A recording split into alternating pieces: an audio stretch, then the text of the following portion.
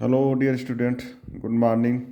कैसे हैं आप लोग? उम्मीद करते हैं बहुत अच्छे होंगे। आइए आज हम लोग इंटरमीडिएट इतिहास विषय में यूपी बोर्ड के सिलेबस में 1857 की क्रांति को समझते हैं। आइए हम लोग शुरू करें। 1857 की क्रांति के समय वहाँ भारत का गवर्नर जनरल लॉर्ड कैनिंग था और इंग्लैंड में महारानी विक्टोरिया का शासन था। इंग्लैंड में ही महारानी विक्टोरिया के शासन को चलाने के लिए प्रधानमंत्री पामस्टन थे और कंपनी के सेनापति जॉर्ज एनिसन थे। विद्रोह के बाद सेनापति कॉलिन कैंपबेल ने नेतृत्व संभाला। 1857 के विद्रोह के समय विभिन्न प्रकार की बदलती हुई परिस्थितियां का देन था, जिसमें महत्वपूर्ण परिस्थितियों में उपनिवेशवादी नीतियां ब्रिटिश ईस्ट इंडिया कंपनी की और विस्तारवादी दमनकारी नीतियां ब्रिटिश ईस्ट इंडिया कंपनी की, साथ ही साथ प्रशासनिक और आर्थिक शोषण और सैनिक असंतोष जैसी नीतियां ही 1857 की क्रांति का कारण बनी। यदि हम लोग क्रांति के कारणों का गहन अनुशीलन करें तो पता चलेगा कि 1857 के क्रांति के पीछे अनेकों कारण उत्तरदायी थे। जैसे राजनीतिक कारण पहले हम लोग देखते हैं। राजनीतिक कारणों में बेलेजली ने सहायक संघ के द्वारा कई राज्यों को अपने ब्रिटिश साम्राज्य में मिला लिया था। जैसे हैदराबाद के निज़ाम, जो कि 1798 में ही सहायक संधि को माना। फिर जो है अवध के राज, ऐसे अनेक राज्यों को सहायक संधि के मकड़जाल में बांध करके अपने प्रभाव क्षेत्र में शामिल कर लिया लॉर्ड बेलेजली ने। दूसरी महत्वपूर्ण नीति अंग्रेजों की रही है हड़प की नीति या विलय की नीति। इसे व्यक्तिगत सिद्धांत या डॉक्ट्रिन ऑफ लैप्स भी कहते हैं। लॉर्ड डलहौजी ने डॉक्ट्रिन ऑफ लैप्स या हड़प की नीति अथवा विलय की नीति के द्वारा यह तय किया कि कोई भी भारत में राज जो है वह गोद लेने, जिसके उत्तराधिकारी नहीं वो गोद नहीं ले सकता है। इस गोद लेने की प्रथा में 3 सिद्धांत स्थापित किया लॉर्ड डलहौजी ने। पहला सिद्धांत यह था कि ऐसे देशी रियासतें जिन्हें अंग्रेजी सनदों पर निर्मित किया गया है उन्हें गोद लेने का अधिकार बिल्कुल नहीं है। दूसरी श्रेणी यह तय किया गया कि ऐसी देशी रियासतें जो कि पहले मुगल बादशाह के अधीन थी, बाद में मराठों के अधीन आई, वे गोद लेने के अधिकार उनको कंपनी के सुझाव पर ले सकते हैं। ऐसी तीसरी श्रेणी ऐसी देशी रियासतें जो राजपूतों की थी या जो स्वायत्त थी, जो ना तो कभी मुगलों के अधीन रही है, ना मराठों के अधीन, ना तो ज़्यादा प्रभाव ब्रिटिश ईस्ट इंडिया कंपनी का पड़ा, ऐसी देशी रियासतों को गोद लेने का अधिकार है। तो 3 श्रेणियों के जो बनाया लॉर्ड डलहौजी ने, उसमें जो है झांसी राज, जालौर जैसे राज उसमें शामिल थे। झांसी में झांसी की रानी को कोई संतान नहीं थी, इसीलिए वो गोद ली हुई थी एक बच्चे को, और उस जो कि बिना कंपनी की अनुमति के था, इसलिए झांसी के राज को डलहौजी ने हड़प लिया था। ऐसे ही एक नियम था इसी हड़प की नीति में, कुशासन का आरोप लगा करके वह राज जो हमेशा से अंग्रेजों का सहायक राज्य रहा है, जैसे अवध का राज, उस राज को पहले जो है बेलेजली ने सहायक संधि 1801 में स्वीकार कराया। फिर लॉर्ड डलहौजी ने 1856 में कुशासन के आरोप में नवाब वाजिद अली शाह को हटा करके उस राज्य को हड़प लिया, जिससे अवध के राज के में असंतोष बढ़ गया। इस प्रकार सहायक संधि और लॉर्ड बेलेजली की जो है हड़प नीतियों ने राजनीतिक कारण सिद्ध होते हैं, जो कि प्रजा का विरोध हुआ। इसके अलावा जमींदार, नवाब, शासक, बादशाह का अपमान भी कंपनी ने किया। अपमान के साथ ही साथ पेंशन भी बंद करवा दिया। ये अपमान जो जमींदार, नवाब, शासक, बादशाह का हुआ, उसके में कुछ कहा जाता कि एक चार्ल्स नेपियर नामक सैनिक था, उसने कहा यदि मैं 12 वर्ष के लिए भारत का सम्राट होता तो कोई भी भारतीय राजा यहाँ पे शेष ना होता। इसी प्रकार से पेंशन बंद करवाना, जैसे बहादुर शाह जफर की पेंशन बंद हो गई, नाना साहब की पेंशन बंद हो गई, तो उन लोगों ने जो है अंग्रेजी शासन के खिलाफ विद्रोह में भागीदारी किया। इसी प्रकार से बहुत से जमींदारों की जमींदारी छीन जाने के कारण भी वे भी ईस्ट इंडिया कंपनी के शत्रु हो गए। ऐसे ही अगला कारण है कि भारतीयों को नौकरी देने में जो है भेदभाव तो होता ही था, साथ ही साथ नौकरी पाने के बाद भी भारतीयों के साथ दुर्व्यवहार होता था। जैसे असमान वेतन कि अंग्रेज या यूरोपी किसी पद पर कार्यरत है तो उसे ज़्यादा वेतन, उसी पद पर कोई भारतीय कार्यरत होता था तो उसे कम वेतन दिया जाता था। यह एक प्रकार से असमान व्यवहार था। इसके अलावा भारतीयों को संबोधन अथवा बैठने वाले स्थान आदि पर दुर्व्यवहार किया जाता था। यही नहीं, उन्हें जो है ब्लैक डॉग्स भी कहा जाता था। इस प्रकार से अनेकों कारण हुए राजनीतिक कारणों के अंतर्गत जिन्होंने भारतीयों को अंग्रेजी शासन के खिलाफ कर दिया। आइए हम लोग देखते हैं आर्थिक कारण। आर्थिक नीतियाँ। आर्थिक नीतियों में सबसे बड़ी नीति थी भू राजस्व की। हम लोगों ने पिछले टॉपिक में पढ़ा था उपनिवेशवाद और देहात में किस प्रकार से अंग्रेजी शासन की भू राजस्व नीतियाँ, जिसमें जमींदारी बंदोबस्त, इस्तेमारी बंदोबस्त या स्थायी बंदोबस्त ने जमींदारों के माध्यम से किसानों का शोषण हुआ, जिससे किसान भी जमींदारी व्यवस्था और उससे उत्पन्न महाजनी व्यवस्था या जो सूदखोरी व्यवस्था थी उससे जो है नाराज हुए थे। इसी प्रकार से रैयतवाड़ी महलवाड़ी व्यवस्था में भी अनेकों दोषों के कारण जो है भारत में किसानों और प्रशासन के मध्य में महाजनी और साहूकारी व्यवस्था के जन्म होने से किसानों का तिहरा शोषण होने लगा, जिससे किसान और नाराज हुए और उन्होंने विद्रोह में सैनिकों का साथ दिया। इसके अलावा एक जमींदारी जब व्यवस्था लागू हुई थी तो ये कथन है किसका, कार्ल मार्क्स का, जो कि एक विद्वान थे समाजवाद के। इन्होंने कहा यह अंग्रेज घुसपैठिया जिसने भारतीय खड्डी को तोड़ दिया और चरखे का नाश किया। जब अंग्रेजों ने यहाँ पर व्यापार शुरू किया और जमींदारी व्यवस्था लागू किया तो उन्होंने यहाँ के व्यापार और कृषि व्यवस्था को इस प्रकार से निर्मित किया कि वे अंग्रेजी साम्राज्य के हित में कार्य करें। यहाँ तक कि यहाँ के चरखा उद्योग, कपड़ा उद्योग में जुलाहे जो कि मुख्य रीढ़ के रूप में काम करते थे, उनके रीढ़ को ही तोड़ा गया। यहाँ तक अंगूठा कटवाया गया ताकि वे अच्छा कपड़ा ना बना सके और किसानों को ज़बरदस्ती नील कपास का उत्पादन कराया गया, जिससे उनकी स्थिति बद से बदतर होती गई। इस प्रकार से आर्थिक कारण है। आर्थिक कारणों के संदर्भ में एक विद्वान हुए हैं जिनका नाम है सर सैयद अहमद खान। लिखा है causes of the Indian mutiny, causes of the Indian mutiny में लिखा है कि धीरे धीरे करके यह सोच भारतीयों की आदत बन गई कि सभी कानून उन्हें नीच दिखाने के लिए बनाए जाते हैं। इसी प्रकार से भू राजस्व की अधिकांश नीतियां भारतीयों के अभिजात वर्ग को निर्धन बना दिया था। इसी संदर्भ में इनाम कमीशन का गठन बम्बई प्रेसिडेंस में किया गया है और जिसकी सिफारिशों पर लगभग 2000 जागीरें जब्त कर ली गई। जब जागीरें जब्त की गई तो जागीरदार या जमींदार इस अंग्रेजी आर्थिक शोषणकारी नीति के खिलाफ हुए। इसी प्रकार से एक अंग्रेजी विद्वान हुए हैं जिनका नाम है जॉन सुन्नीवाल। इन्होंने लिखा कि हमारी व्यवस्था उस स्पंज की भांति है जो गंगा नदी के जल को सुखाकर टेम्स नदी में वर्षा कर देती है। इस प्रकार से अंग्रेजों की ऐसी नीति बनाया जो कि ब्रिटिश साम्राज्य के हित में थी। इसी प्रकार से दादा भाई नौरोजी और आर.सी. मजूमदार जैसे आर्थिक इतिहासकारों ने भी इस व्यवस्था को, दादा भाई नौरोजी इंग्लैंड डेब्ट टू इंडिया, धन निष्पादन का सिद्धांत भी लिखा, जिसको पढ़ करके हम लोग ब्रिटिश आर्थिक शोषणकारी नीतियों को पढ़ सकते हैं, जिससे जनता नाराज हुई और विद्रोह कर दिया। तीसरा कारण है सामाजिक धार्मिक कारण को एक साथ हम लोग देखते हैं।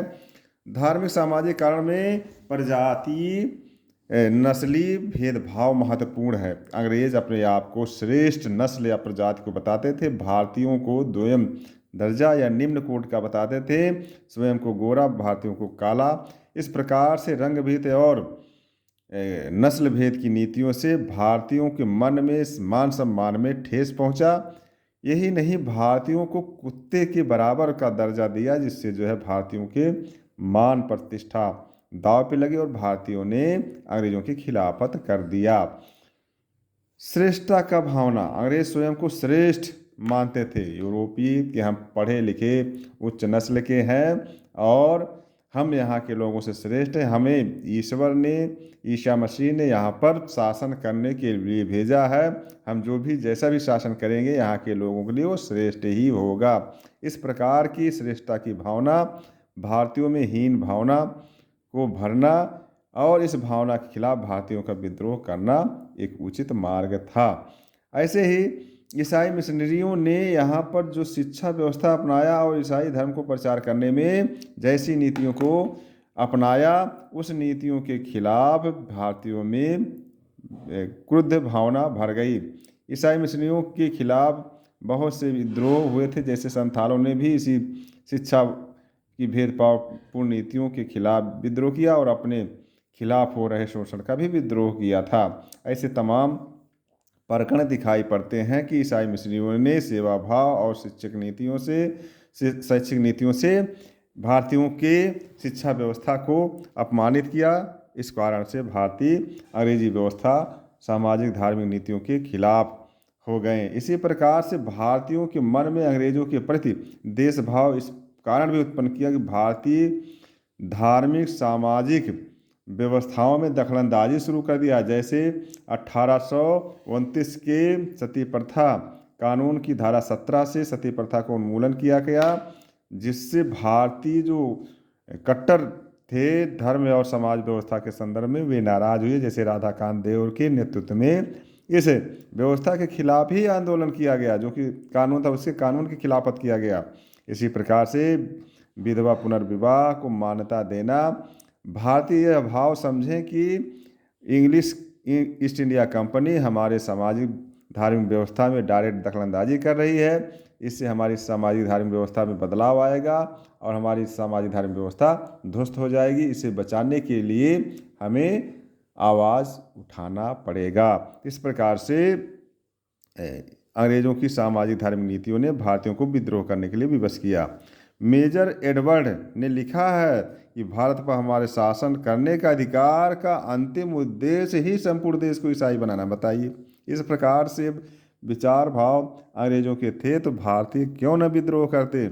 इसी उद्देश्य की पूर्ति के लिए जो मेजर एडवर्ड ने कहा था, इस उद्देश्य की पूर्ति के लिए 1850 में जाति वैकल्प निराकरण अधिनियम लाया। उसकी धारा 21 में एक कहा गया कि धर्म परिवर्तन, मतलब जो 1850 में जाति वैकल्प निराकरण अधिनियम पारित किया, उसकी धारा 21 में कहा गया कि कोई भी भारतीय व्यक्ति जो धर्म परिवर्तन करेगा उसे अपने पैतृक संपत्ति पर अधिकार पाने का अधिकार होगा। तो इस प्रकार से अधिकार देकर भारतीयों को धर्म को परिवर्तन करने का मार्ग दिखाया या मान्यता दिया। इससे भारतीय जो है जनमानस आहत हुआ कि हमारे धर्म और समाज में हस्तक्षेप कर रहे हैं।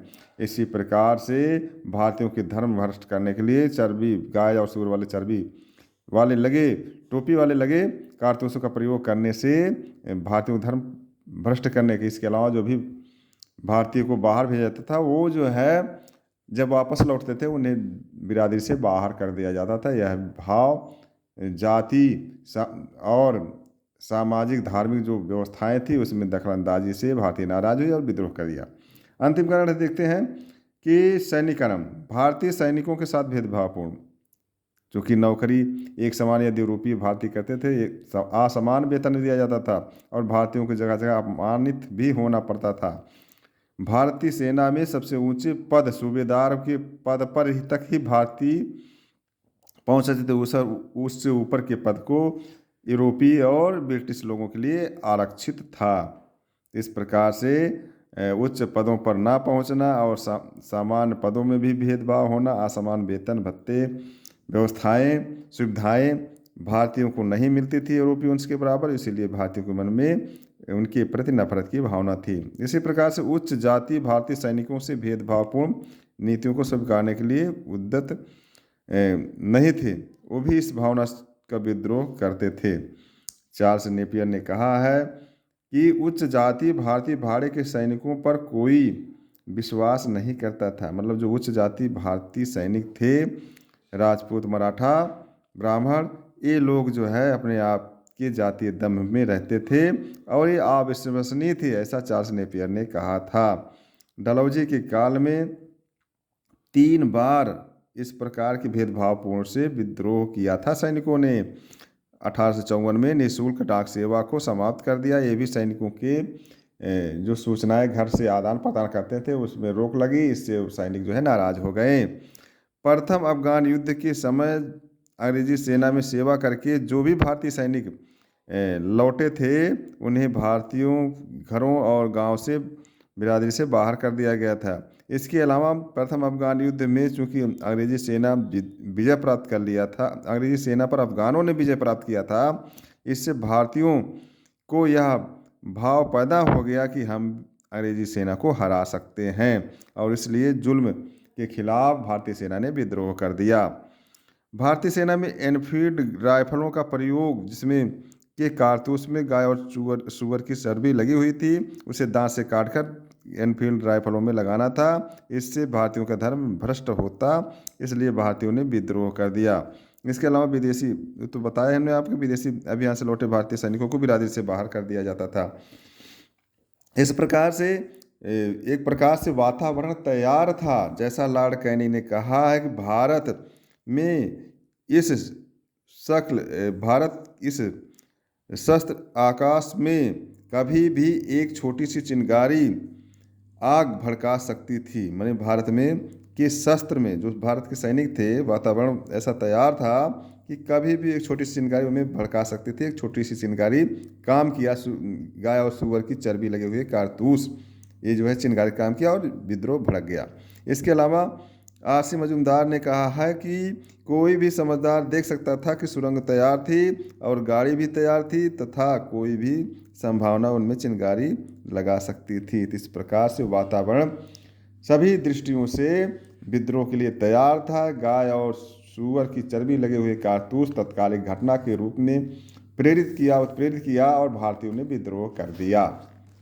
तो इस प्रकार से विद्रोहियों ने पूरी तैयारी कर लिया था कि हमें विद्रोह कब करना है। विद्रोह करने की तारीख निर्धारित किया था 31 मई 1857। इसके लिए घूम घूम कर सैनिकों ने सूचना दिया, किस माध्यम से? चपाती मतलब रोटी तथा कमल के फूल एक स्थान से दूसरे छावनियों तथा उस समय के नवाब, बादशाह, जमींदारों के पास सूचनाएं भेजा कि हम लोग इतने 31 मई को 1857 को विद्रोह करेंगे। लेकिन घटना घट गई क्या कि जनवरी माह में डमडम 1857 में जनवरी माह में डमडम में एक छावनी थी, वहाँ पर एक सैनिक विश्राम कर रहा था। दूसरा सैनिक फैक्ट्री से निकला और उस सैनिक जो कि जात का ब्राह्मण था उससे पानी मांगा, तो पानी देने से इनकार कर दिया क्योंकि वह छोटी जात का था। इसलिए छोटी जात के सैनिक जो फैक्ट्री में काम करता था उसने ब्राह्मण सैनिक को कहा कि जल्द ही तुम्हारा जाति दम नष्ट हो जाएगा, क्योंकि अंग्रेज जिन कारतूसों का प्रयोग करा रहे हैं उसमें गाय और सूअर की चर्बी लगी हुई है। यह बात ब्राह्मण सैनिक के माध्यम से और सैनिक छावनी में पहुंचा, जैसे डमडम से यह बात निकली और बहरामपुर, बैरकपुर छावनियों में भी फैल गया। बैरकपुर छावनी में 29 मार्च 1857 में 34वीं रेजिमेंट के सैनिकों ने कारतूसों का प्रयोग करने से इनकार कर दिया। इसी रेजिमेंट के सैनिक मंगल पांडे ने अपने लेफ्टिनेंट बाग और सर्जेंट ह्यूरसन की हत्या कर दिया। इस कारण से मंगल पांडे को पकड़ा गया और 18 अप्रैल 1857 में और 8 अप्रैल 1857 में उन्हें मृत्युदंड दे दिया गया। मंगल पांडे गाजीपुर उस समय का तत्कालीन जिला था और अब बलिया में इनका घर पड़ता है। इस प्रकार से मंगल पांडे ने एक विद्रोह किया। इस विद्रोह की हवा उत्तर भारत के अन्य सैनिक छावनियों में पहुंचा और विद्रोह धीरे धीरे होता रहा। क्योंकि निर्धारित तिथि थी कब? 31 मई 1857, लेकिन मंगल पांडे के नेतृत्व में बैरकपुर में विद्रोह हो गया। उसकी और जगह पे माहौल बनने लगा। 9 मई 1857 मेरठ में 85 सैनिकों ने चर्बी वाले कारतूसों के प्रयोग को इनकार कर दिया और विद्रोह किया। 10 मई 1857 में व्यवस्थित विद्रोह 20 NI और 30 LG की पैदल सैनिकों ने खुली बगावत कर दिया और बिगुल बजा दिया 1857 की क्रांति का। यहाँ पर अपना नियंत्रण स्थापित करके सैनिकों ने दिल्ली की ओर कूच किया और वहाँ पर 12 मई दिल्ली पर अधिकार कर लिया और बहादुर शाह जफर द्वितीय को भारत का बादशाह घोषित कर दिया। इस प्रकार से विद्रोह की शुरुआत 10 मई 1857 में मेरठ से हुई और धीरे धीरे करके भारत के विभिन्न छावनियों में पहुंच गया। तो हम लोग अगले वीडियो में देखते हैं कि किस प्रकार से कहाँ कहाँ विद्रोह हुआ, किसने नेतृत्व किया और कब विद्रोह का दमन हुआ। इसके अलावा विद्रोह का परिणाम और स्वरूप कैसा था और विद्रोह की असफलता क्यों हुई, इस कारण को जानेंगे। इस वीडियो को ध्यान से सुने, समझे। Thank you.